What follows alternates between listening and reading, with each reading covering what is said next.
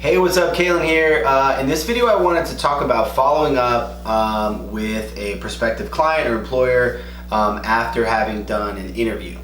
And I saw a question online about this, and basically it was like, hey, I've followed up X number of times. Should I continue to follow up with them? And it depends, in this particular case, I'll gear this answer a little bit towards this one. They followed up like 6 times over a period of 6 weeks.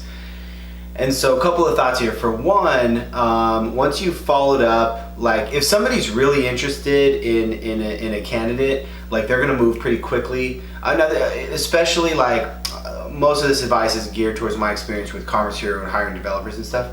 If people are pretty serious, and it's a really good fit, they're gonna jump on it. If weeks and weeks are passing, they're not that serious about hiring in general or about that particular candidate for one reason or another.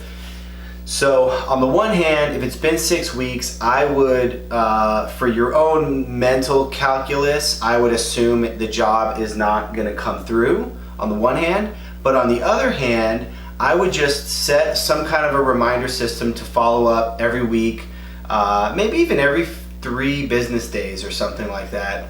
In my opinion, if you've done an interview, like if you've done a half-hour phone interview or an hour-long interview or something like that, like the client or the employer owes you a response is the way and I think you might be tempted to feel like, oh, well, I don't want to bug them. They're probably busy. I don't want to seem like needy or annoying and things like that. And I think that you want to separate, and you might be feeling that way, like emotionally, if you need a job, of course you're feeling needy and stuff like that. But I think you want to separate that, like how you feel about it, and be like, okay, I'm assuming this job isn't going to happen, and start moving, well, you should have already been moving on in the past 6 weeks. You should be reaching out as many people as you can, but sort of assume that's lost, but set some kind of a reminder in your calendar to keep sending them follow-ups until they respond with you, until they respond to you, because I feel like if somebody takes an hour of their time, you owe them a response. And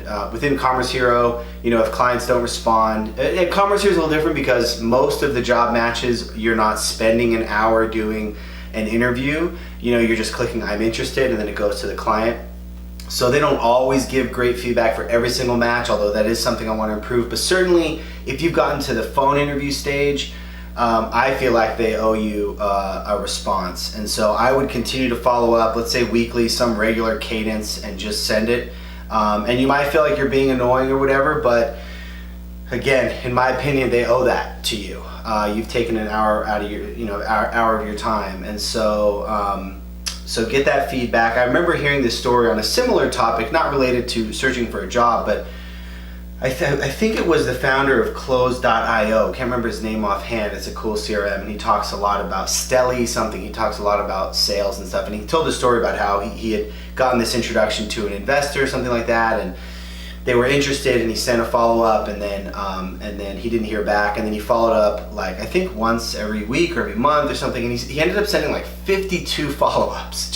And his thing is just never stop follow. If you have a warm introduction or connection, it's one thing if you're sending a cold email, you don't want to send 52 of those, but if you have a warm connection or whatever, then you want to follow up until you get an answer. And so he tells a story about how he sent some insane number, and then at the very end, the guy got back to him and was like, I'm so sorry, I've just been busy, I'm really interested, da, da, da. And then they had, I don't know if they did a deal or whatever, but the point is that, yeah, you just keep sending that follow-up even if it starts to seem sort of absurd.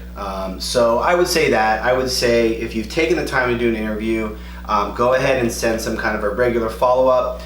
That said, don't depend on this job, and just in general, don't depend on any job coming through. If something seems likely, that's great, and of course you're gonna get excited about that if it seems like it's gonna be a good fit. But hey, man, line up 2 or 3 or 4 or 5 or however many jobs as you can, and so that you can get as many options. And particularly if you don't have a job and are looking for a job, you want to line up as much as you can.